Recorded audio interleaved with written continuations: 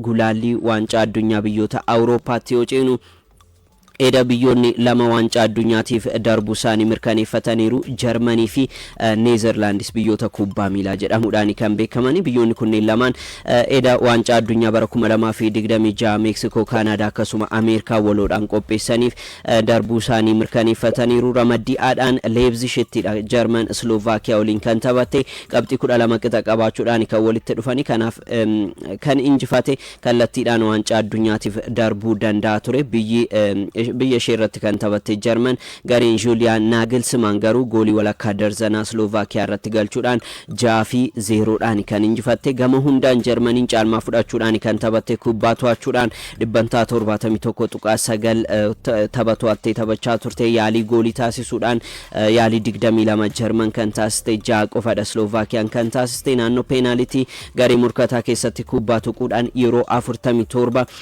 Jarmaniin garee murkataa keessatti kubbaa tuqxe faallaa sanaan Slovaakiyaan 6 qofadha kanaaf baay'inni goolii galee nama hirraaju jechuun ni danda'ama Nick Woltemade daqiiqaa 18 irratti goolii galcheen kan eegale taphataan Newcastle tapha sadiin goolii arfaffaasaa Jarmanii galchuu isaati Nick Woltemade Serge Gnabry sana booda goolii lammaffaa galchee Leroy Sané'n goolii sadaffaa fi arfaffaa taphataa galcheedha gooliiwwan Leroy Sané'n galchee lamaaniif iyyuu alamijeessuudhaan kan kenne taphataa Liverpool Florian Wirtz ture Ridley Baku goolii shanaffaa akkasuma Asaan Odaragoon goolii jaaffaa Jarmanii galchuudhaan Jarman goolii galchuudhaan injifatte waancaa addunyaa kanaafis dabartee jirti Jarmaniin sochii injifachuu gaarii waliin kan injifatte jechuun ni danda'ama tapha afuriin walitti aansuudhaan goolii osoo keessummeessinis imalaadha kan isheen jirtu shaampiyoonii yeroo afuriiti Jarman waancaa addunyaatiin kanaaf amma waancaa addunyaa biraatiif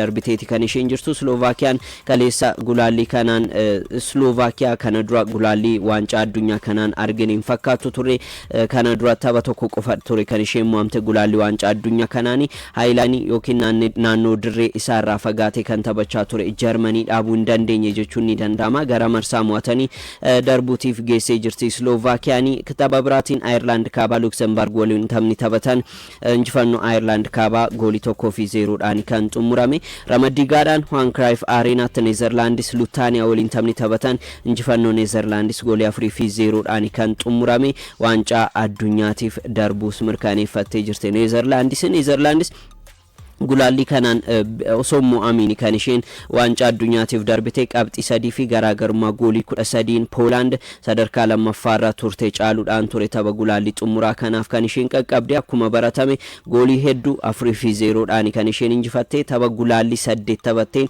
goolii 27 galchitee jirti giddugalaan tapha tokkoon goolii 3.3 galchaa jirti akka jechuuti kaleessa taphattoonni goolii galchan immoo hunduu taphattoota Premier League England keessa taphatanidha kun waan haaraa garicha keessatti mul'atedha taphataa Manchester City Tijani Reinders goolii jalqabaa taphataa galcheedha kana booda taphataa Liverpool Cody Gakpo penalitiidhaan goolii lammaffaa taphataan Tottenham Xavi Simons goolii sadaffaa akkasuma kan Aston Villa Daniel Malen goolii arfaffaa galchuudhaan Daniel Malen gooliin galchemu hawwatu turte jechuun ni danda'ama kobaasa kubbaa gangalchaa deemuudhaan goolii galcheedha maalumaafiyyuu taphattoonni Premier League keessa taphatan arfan goolii galchanii Neezerlaandis injifatte ramaddii kanarraa sadarkaa lammaffaarra kan turte Poolaand goolii 3-2 Maaltaa injifachuudhaan marsaa mo'atanii darbuuf geesseetti ramaddiilaadhaan sagantaa taphaa guutuudhaaf kan taphatamedha Kroosiyaan 3-2 Montenegro injifatteerti Kroosiyaan dursiteeti waancaa addunyaa kanaaf darbuushee kan mirkaneeffatte Riippaabilikni Cheekis goolii walakkaa darzanaa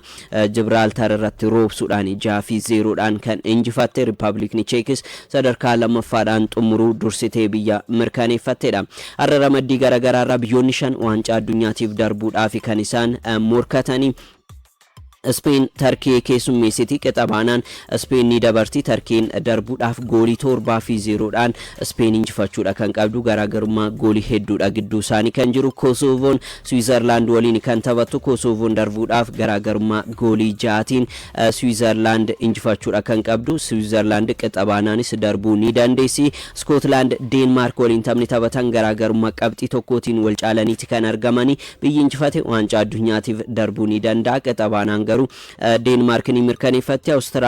Austriyaan Boosniyaa waliin taphatan garaagarummaa qabxii lamaatiin Austriyaan Boosniyaa caalteeti kan isheen argamtu. Kanaaf biyyi injifate waancaa addunyaatiif darbaa. Qixabaanaan garuu carraan kan Austriyaati. Ramaddii jaadhaan biyyoonni sadi carraanii qabu. Beeljiyeem qabxii 15 qabdi, Macedooniyaan kaabaa qabxii 13 akkasuma Weels qabxii 13 kan qabdi. Beeljiyeem Liechtenstein waliin kan taphattu, Weels immoo Macedooniyaa kaabaa waliin kan taphattu. Beeljiyeem carraan Weelsii fi Macedooniyaa Beeljiyeem irrattidha kan hundaa'u. Beeljiyeem kan injifattu yoo ta'e yookiin qixayyuu kan baatu yoo ta'e Weelsii fi Macedooniyaan carraan isaanii marsaa mo'atanii darbuudha kan ta'u. Biyyoonni 34 waancaa addunyaatiif darbuu isaanii mirkaneeffataniiru. England, Croatia, France, Portugal, shaampiyoonii addunyaa Arjentiinaa dabalatee yeroo jalqabaatiif kan hirmaatan biyyoonni akka Cape Verde, Jordan akkasuma Uzbekistan waancaa addunyaa bara dhufu yookiin ganna dhufu dorgomamu kanaaf darbuu isaanii beekataniiru. Biyyoonni 14 kana booda adda kan ba'anidha kan ta'u. 5 immoo har'a Awurooppaa keessaa kan mirkaneeffatan ta'a. Kanaaf sana booda biyyoota 9 qofa marsaa mo'atanii darbuu ji'a bitooteessaa keessa dorgomamuun kan adda ba'uudha kan ta'u.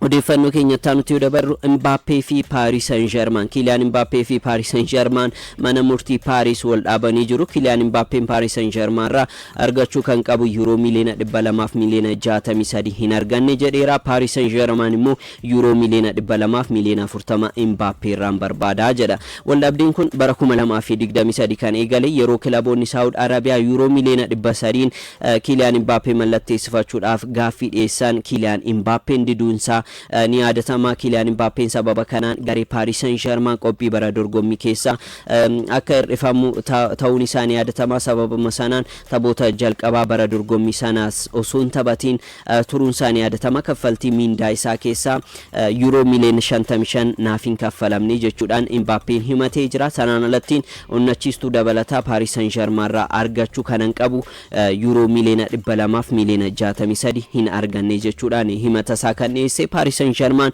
gama isaatiin bilisaan hin gadhiisu jechuudhaan waadaa nuuf seenee ture. Waadaa sana Kylian Mbappé cabseera. Soba kanaaf beenyaa euro miliyoona 200 fi miliyoona 40 barbaanna Kylian Mbappé irraa jedheera. Kylian Mbappé waggaa torba Paris Saint-Germain tureen taphoota 308 taphachuunsaa ni yaadatama. Goolii 253 kan galche ganna darbe ture jijjiirraa bilisaatiin Real Madriditti kan makame. Waggaatti euro miliyoona 30 qofadha Real Madrid keessattiin kan argatu. Paris Saint-Germain keessattiin irra maallaqa olaanaa argata kan inni ture. Amma garuu Real Madrid waliin yeroo gaarii dabarsaadha kan jiru.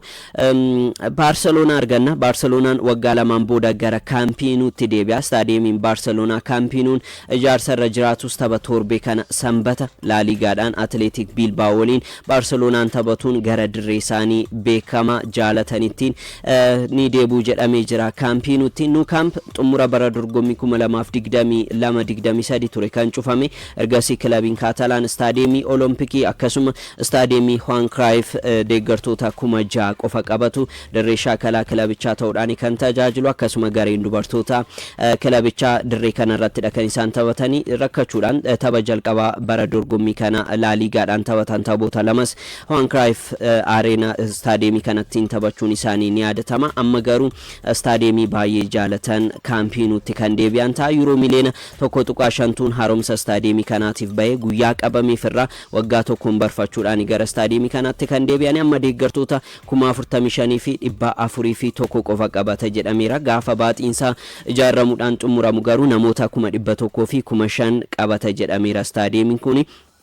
Champions League'dhaan tapha Eintracht Frankfurt waliin qabuuf UEFA irraa eeyyama yookaan argatan ta'es staadiyeemii kanarratti kan taphatan ta'a. Camp Nou'n jalqaba bara 1957 ture kan ijaarame. Namoota 99,000 qabachuu staadiyeemii danda'udha. Haaromsi staadiyeemii kana amma bara 2027 ni xumurama jedhameeti kan eegamu. Yeroo sanatti garuu gara namoota 100,000 fi 5,000 qabachuu danda'a jedhameeti kan eegamu. Jijjiirraa amajjiitiin kilaboonni Antoine Semenyu mallatteessifachuu yookaan barbaadan ta'e paawundii miiliyoona 65 qofa baasuu jedhamee jira. Taphataa Barnamoos lammii Gaanaa Antoine Semenyu mallatteessifachuudhaaf ganna darbe kilaboonni akka Tottenham fi Manchester United barbaadaa turanis inni garuu waliigaltee hanga bara 2030tiin Vitality isa tursiisu mallatteessuun isaanii yaadatama. BBC'n odeeffannoon qaba jechuudhaan akka maxxanseetti immoo jijjiirraa majjii dhufuutiin torbee lamaan jalqabaa irratti kilabiin paawundii miiliyoona 65 waliigaltee diigduu kaffale Antoine Semenyu Barnamoos irraa mallatteessifachuu danda'a jedheera. Jijjiirraan waqtii bonaa amajjii tokko banamuudhaan gurraan dhala lamadha kan cufamu. Antoine Semenyuun bara kana taphattoota gahumsa gaarii irra jiran keessaa tokkodha. Gareen Andoonii Araayolaadhaaf taphoota 11 taphateen Premier League'dhaan goolii 6 galchuudhaan goolii 3 immoo haala mijeessuudhaan taphataa kennedha. Jiru kubbaa miilaa isaatiin bara darbe dijiitii 2 bira ga'ee ture. Goolii 13 dorgommii hundaan galchee xumure. Bara kana sana biras darbuudhanii darbaa fi kan eegamu mucaa Londonii kilaboota akka Arsenal fi Tottenham akkasuma Millwalliin hin barbaadamu ture. Ta'us garuu amma ergasiin booda Bristol imaluudhaan sana booda gara Bournemouth erga imaleen booda yeroo gaariidha dabarsaa kan jiru. Amma Liverpool bakka Mohamed Salah buusuudhaaf barbaadaadha kan jiru. Mohamed Salah waancaa Afrikaatiin waan deemuuf yeroo sana taphataa kanattiin fayyadamuudha kan barbaadu. Benjamin Sesko miidhama jilbaatiin ji'a tokkoof dirreedhaa fagaata jedhameeti kan inni jiru. Gulaalli waancaa addunyaatiin biyya isaa Slovaakiyaa tajaajiluu hin dandeenye tarii taphoottan arfan dhufan kilabichaan tajaajilu jedhamee jira. Odeeffannoo keenya xumuraa bunyaa godhachuudhaaf shaampiyooniin ulfaatina olaanaa yeroo lama Anthony Joshua akkasuma yuutuubarri beekamaan Jake Paul waliin morkachuuf jedhameera. Beellamni kun Ameerikaa Florida Miamiittidha. Ji'a tokkoon booda muddee 10 gaggeeffama jedhameera. Morkiin kun daqiiqaa 3 marsaa 8dha kan qabu. Anthony Joshua morkii irra erga fagaatee waggaa guuteera. Lammii England Daniel Debuusiin erga mo'amees morkii isaa jalqabaa ta'a. Anthony Joshua jiruu isaa bunyaatiin yeroo arfaffaadhaaf kan itti mo'amee ture yeroo sana. Kanaaf gara injifannootti deebuudhaaf kan morkatu Jake Paul immoo Jake Paul umurii 28 irrattidha kan argamu. Seenaa bunyaa isaatiin yeroo 13 yoo morkatu yeroo 12 injifachuudhaan bunyaadhaan morkataa olaantummaa qabudha. Bara darbe waggaa 31 kan isa caalu bunyaadhaan seenaa olaanaa kan qabu Michael Tyson injifachuun isaanii yaadatama. Sababa kanaan morkiin ji'a dhufu Jake Paul fi Anthony Joshua waliin taasisan kan eegamudha. Kan gulaalli waancaa Afrikaa umurii 17 gadi zoonii seekaafaa qopheessummaa Itoophiyaatiin gaggeeffamaa jiru arganna. Har'a taphoonni ramaddii lammaffaanii taphatamu. Ramaddii A Finfinnee Staadiyeemii Abbabaa Biqilaatti, ramaddii B immoo Staadiyeemii Dirree Dhawaatti kan taphatamaa jiru. Har'a ramaddii A'dhaan sa'aatii 7 irraa eegaluudhaan Itoophiyaan Sudaan Kibbaa waliin taphatti. Sa'aatii 10tti immoo Somaaliyaan Keeniyaa waliin kan taphattu. Keeniyaan tapha ishee jalqabaati kan taphattu. Somaaliyaan tapha jalqabaatiin qixabaatee turte. Ramaddii B'dhaan Sudaan, Yuugaandaa, Taanzaaniyaan immoo Jibuutii waliin kan taphatanii. Taphni Sudaanii fi Yuugaandaa sa'aatii 11ttidha kan taphatamu.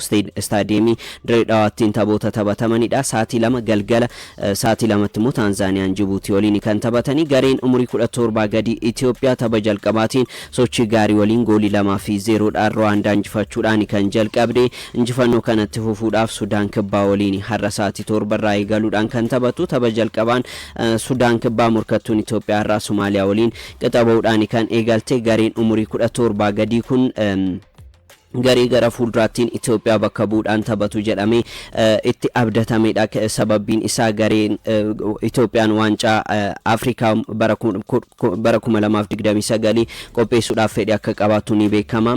Garee sanaafis taphattoota qopheessuudhaaf kan yaadamedha. Garuu biyyoota lamaan xumuraaf ga'an gulaallii kanaan xumuraaf kan ga'an waancaa Afrikaa umurii 17 gadiitiif darbuu ni danda'u. Benjamin Zaayimariin kan leenji'u gareen kun lammii Ameerikaati. Leenjisaan kun biyyoota garagaraa keessa imaluudhaan qorannoo garagaraa nama hojjetanidha. Itaalii, Spain, Neezerlaand, Jarman, Arjentiina, England biyyoota kanneen keessattiin barachuudhaan qorannoo garagaraa leenjisuudhaan nama beekamanidha. Amma Federeeshiniin Kubbaa Miilaa Itoophiyaa bilisaan leenjisaa kanattiin fayyadamaadha kan jiru. Guddattoota kanneen gahumsa akkasuma xiinsammuudhaan bakka guddaadhaan akka ga'an leenjisaatti abdatamedha. Kan dura akkuma yaadatamu Itoophiyaan waancaa addunyaatti ዋንጫ አዱኛቲን kan hirmaate yookiin immoo kan dabarte dargaggootaan qofadha Argentina irrattiin gareen hirmaate 1990moota keessa kan yaadatamudha leenjisaan garee sana leenjisaatiin turan Diego Garciatoodha kan jedhamanii taphattoota akka Shannaa fi Girmaa Yordaanos Abbaay Hussein Saamaan akkasuma Andaargaachoo Salamoon fa kennaa gochuudhaan liigii biyyattii akkasuma Itoophiyaadhaaf kennuun isaanii ni yaadatama taphattoota kanneen ga'umsu keessattiin ga'een isaanii olaanaadha kan ture amma Benjamin Zaymaris leenjisa kana Diego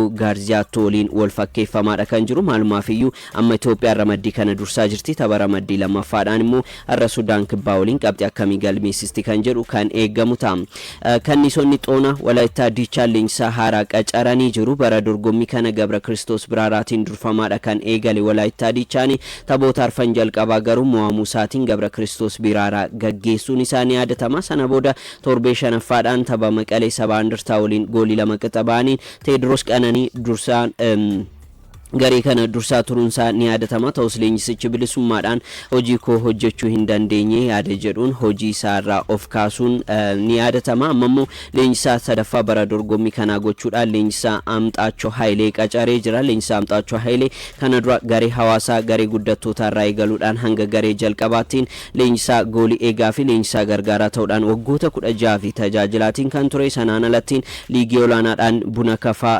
leenjisaadha kan ture sana booda bara dorgommii kun yeroo eegalu Walaayittaa Diichaadhuma keessattiin leenjisaa jabeenya qaamaa ta'uudhaan kan tajaajilaatiin ture eeyyama leenjisummaa qaba leenjisaan kun garee kana sadarkaa gadii keessaa baasa jedhamuudhaan itti gaafatamummaan kennamuufiidhaan leenjisaa sadaffaa ta'uudhaan kan qacarame CB Premier League Itoophiyaatiin Walaayittaa Diichaan qabxii tokko qofaan sadarkaa 19ffaa irra jira jimaata dhufu staadiyeemii Finfinneetti baankii daldala Itoophiyaa waliin kan taphatu CB Premier League Itoophiyaa kan torbee jaaffaa jechuudha kamisa kan eegalu Nageellee Arsiin Adaamaa waliin darbii Oromiyaatiin taphni taphatan staadiyeemii Yuunivarsiitii Hawaasaatti kan eegamudha kanaan alattiin Bunni Sidaamaa immoo Maqalee Sabaa Indartaa waliin Finfinneetti taphachuudhaan taphoonni torbee jaaffaa yookiin immoo boqonnaa guyyoota 10 booda kan eegaludha kan ta'u liigii olaanaa Itoophiyaatiin magaalota lama Jimmaa fi Hawaasaatti taphatamaa akka jiru ni beekama torbee sadaffaadhaan kaleessaa taphoonni 5 taphatamanii jiru staadiyeemii Jimmaatti taphatameen Sulultaan Dasee waliin taphni taphate goolii 1-0dhaan Sulultaan kan injifate Takaalliin Gabra Sillaaseedha goolii injifannoo Sulultaa kan galche Bishooftuun Halaabaa waliin taphni taphate immoo goolii malee qixaan kan xumurame Addis Katamaan goolii 3-1 booddiitti injifateera staadiyeemii Namtolchee Hawaasaatti immoo taphatameen Nib Gaamoo Ceenchaa waliin taphni taphatan goolii malee 0-0dhaan kan xumurame Harar goolii 2-0dhaan eekkaa injifateera Zalaalam Bayyana akkasuma Haayikan Dawwaam goolii lamaan Harar ittiin injifatee taphattoota galchanidha har'a tapha tokko keessummeessuudhaan torbee sadaffaan kun kan xumuramudha kan ta'u liigii olaanaa Itoophiyaati.